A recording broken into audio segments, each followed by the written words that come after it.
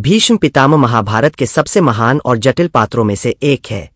वे माता गंगा और राजा शांतनु के पुत्र थे, इसी कारण उन्हें गंगा पुत्र कहा जाता है। जन्म के समय उनका नाम देवव्रत था, परंतु जीवन में ली गई उनकी अद्भुत और कठोर प्रतिज्ञा के कारण वे भीष्म कहलाए। यह प्रतिज्ञा थी जीवन भर ब्रह्मचर्य का पालन और हस्तिनापुर के सिंहासन के प्रति पूर्ण निष्ठा। इस वचन ने उन्हें महान बनाया, पर उसी ने उनके जीवन को त्याग और पीड़ा से भी भर दिया। राजा शांतनु ने प्रसन्न होकर भीष्म को यह वरदान दिया कि वे इच्छा मृत्यु के अधिकारी होंगे।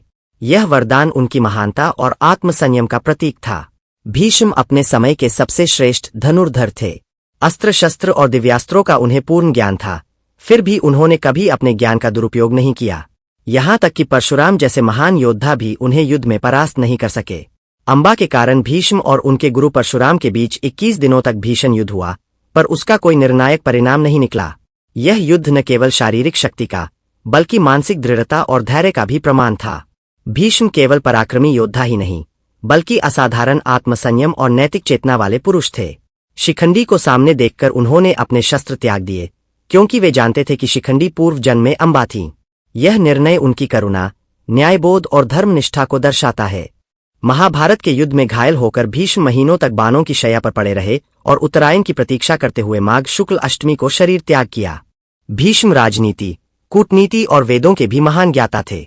संकट के समय उन्होंने राज्य को मार्गदर्शन दिया और अपने ज्ञान से कई राजाओं को सही दिशा दिखाई। वे 8 वसुओं में से एक थे, जिन्हें ऋषि वशिष्ठ के श्राप के कारण पृथ्वी पर जन्म लेना पड़ा। 7 वसुओं को माता गंगा ने नवजात अवस्था में ही मुक्त कर दिया, पर देवव्रत को पृथ्वी पर रहकर अपना कर्म निभाना पड़ा।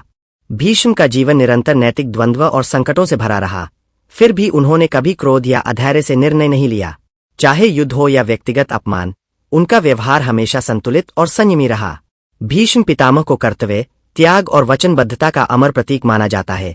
एक ऐसा आदर्श पुरुष जिसने अपने सुख से पहले धर्म और कर्तव्य को रखा। अगर आपको हमारी जानकारी अच्छी लगी तो प्लीज हमारे चैनल को लाइक सब्सक्राइब जरूर करें, ताकि हम आपके लिए ऐसे ही जानकारी भरे वीडियो लाते रहें।